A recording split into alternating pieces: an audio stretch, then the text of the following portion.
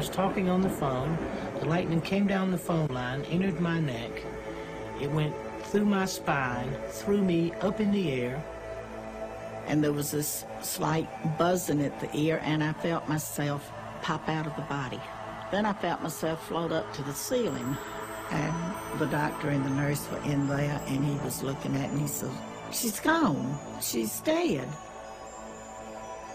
And I was taken to hospital.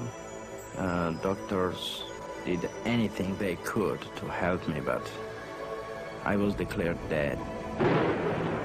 I realized I was out of my body when I was suddenly looking at this light. Out of that light stepped the most amazing being I have ever been in the presence of.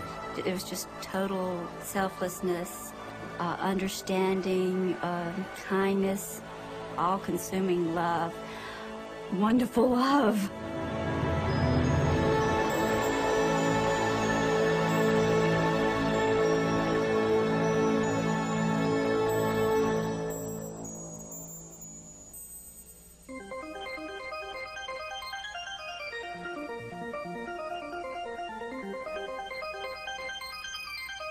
After a time in this light, all of these people have to pay a return trip back.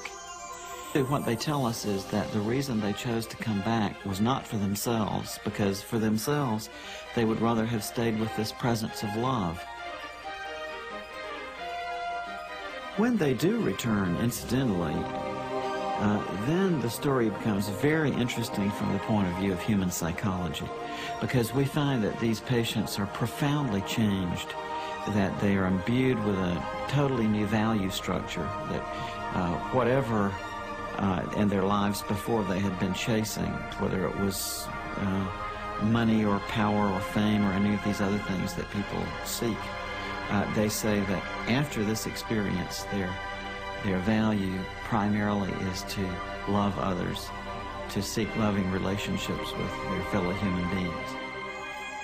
And also they tell us that they have no more fear of death whatsoever.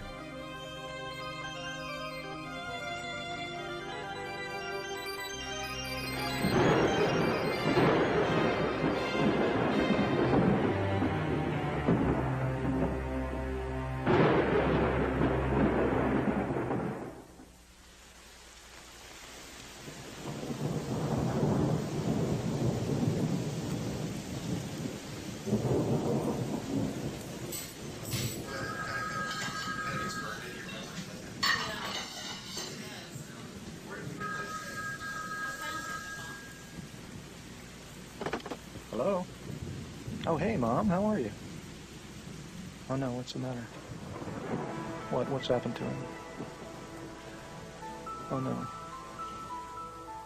Oh, no. I was shocked when I got that phone call.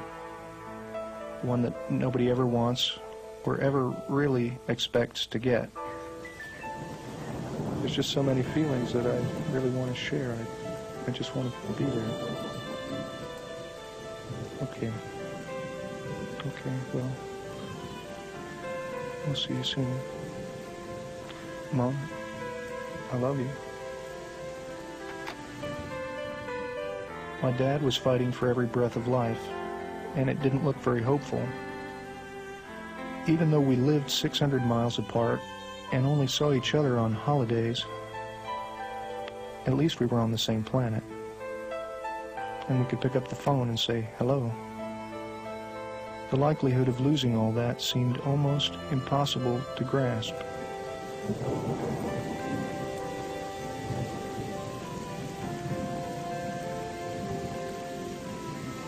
Dear Dad, I'm so sorry to hear about what you're going through. I know you're rugged, but you gave us a good scare.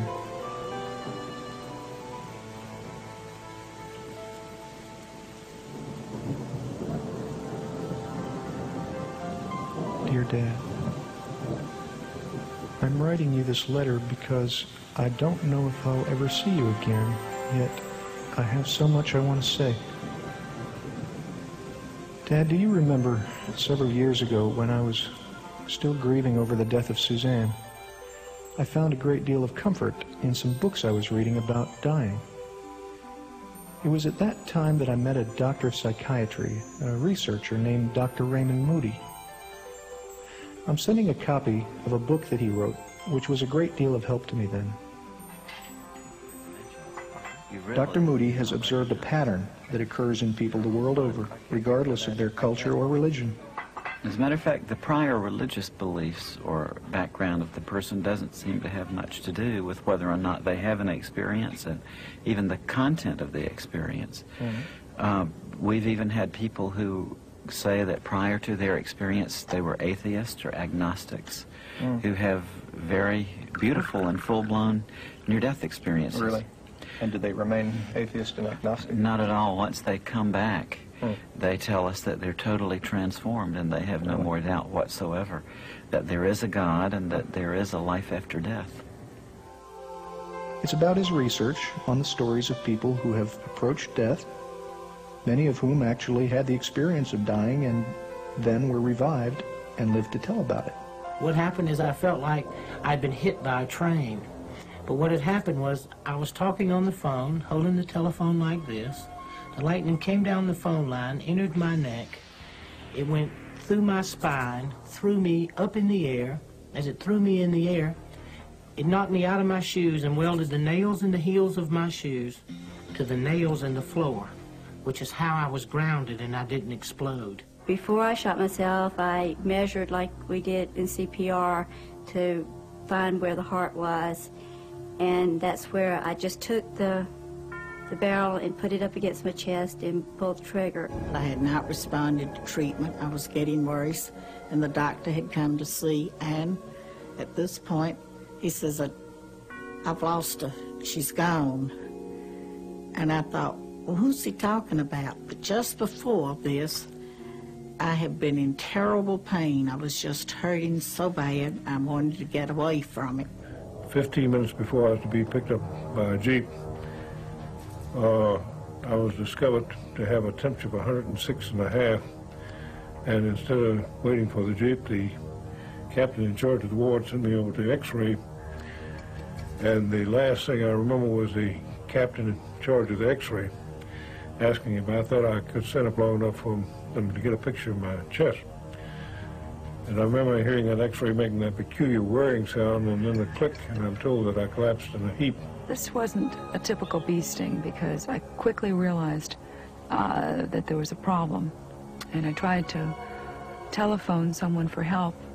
The rest of the ranger station was about 3 miles in, and I tried to telephone my boss to send some help, and I fell and went unconscious. Luckily, from what I understand, he drove through. My boss drove through a little while later and noticed that I normally just waved to him as he came by, and I was lying down on the floor, and he called the ambulance. I was a dissident in Soviet Union, and I had an invitation from United States. In 1975, I received this invitation. In 1976, I was given the exit visa, and I was leaving for New York that day, and I was coming to take my passport, and I was ready to fly. My family was already in airport waiting for me. At that time, on sidewalk, I was moved over or run over by car. It was fabricated by KGB.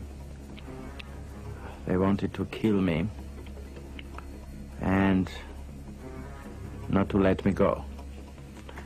And I was taken to hospital. Doctors did anything they could to help me, but I was declared dead.